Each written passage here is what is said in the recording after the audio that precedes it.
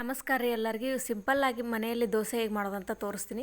ಫಸ್ಟ್ಗೆ ಅಕ್ಕಿ, ಕಡಲೆಬೇಳೆ, ತೊಗರಿಬೇಳೆ, ಉದ್ದಿನಬೇಳೆ 2 ಚಮಚ ಆಗುವಷ್ಟು ಮೆಂತ್ಯಕಾಳನ್ನು ಹಾಕಿ ನೆನೆಯಿಟ್ಟು 8 ಗಂಟೆಗಳ ಕಾಲ ನೆನೆಯಿಟ್ಟು ಇದನ್ನ ರುಬ್ಕೊಂಡಿದ್ದೀನಿ. ಆಮೇಲೆ ಆಲೂಗಡ್ಡೆ ಪಲ್ಯನ ಸಿಂಪಲ್ಲಾಗಿ ಹೇಗೆ ಮಾಡ್ಕೊಳೋದು ಅಂತ ತೋರಿಸ್ತೀನಿ. ಮೆಣಸಿನ್ಕಾಯಿ, ಉಳ್ಳಾಗಡ್ಡಿ, ಜೀರಿಗೆ, ಸಾಸಿವೆ, ಲಿಂಬೆಹಣ್ಣು, ಸ್ವಲ್ಪ ಉಪ್ಪು, ಸಕ್ಕರೆ ತೊಗೊಂಡಿದ್ದೀನಿ. ಬೇಯಿಸಿರೋ ಆಲೂಗಡ್ಡೆನ ತೊಗೊಂಡಿದ್ದೀನಿ. ಪಾತ್ರೆಯಲ್ಲಿ ಎಣ್ಣೆ ಬಿಸಿ ಆದ ನಂತರ ಜೀರಿಗೆ, ಸಾಸಿವೆ ಹಾಕಬೇಕು. ನಂತರ ಮೆಣಸಿನ್ಕಾಯಿ, ಉಳ್ಳಾಗಡ್ಡಿ ಹಾಕಿ ಫ್ರೈ ಮಾಡ್ಕೊಂಡು ಅದಕ್ಕೆ ಅರಿಶಿನ ಪುಡಿ, ಮಸಾಲೆ, ಖಾರ, ಉಪ್ಪು, ಸಕ್ಕರೆ ಹಾಕ್ಕೊಂಡು ಕೈ ಆಡಿಸ್ಕೋಬೇಕು.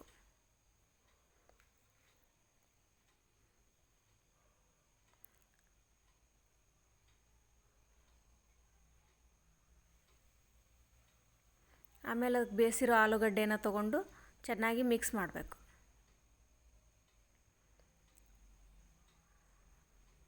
ಆಮೇಲೆ ಇದಕ್ಕೆ ಸ್ವಲ್ಪ ಲಿಂಬೆ ರಸ ಹಾಕಿ ಮೇಲೆ ಕೊತ್ತಂಬರಿ ಹಾಕಿದರೆ ಆಲೂಗಡ್ಡೆ ಪಲ್ಯ ರೆಡಿ. ಈಗ ಸಿಂಪಲ್ಲಾಗಿ ಚಟ್ನಿನ ಹೇಗೆ ಮಾಡೋದು ಅಂತ ತೋರಿಸ್ತೀನಿ.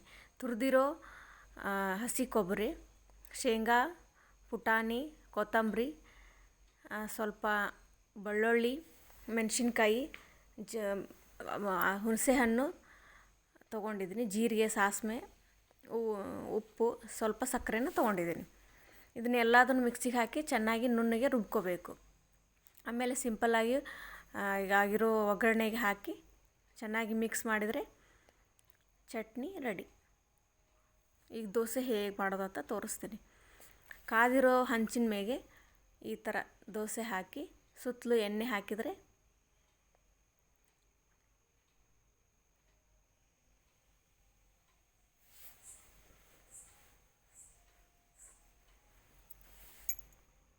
ದೋಸೆ ರೆಡಿ. ಮೇನ್ ಅಂದರೆ ಅಕ್ಕಿ ಒಂದು 7-8 ಗಂಟೆಗಳ ಕಾಲ ಮಾತ್ರ ನೆನೆಯಲೇಬೇಕು. ಇದು ಮೇನ್ ಟ್ರಿಕ್.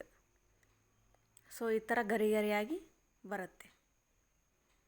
Thank you.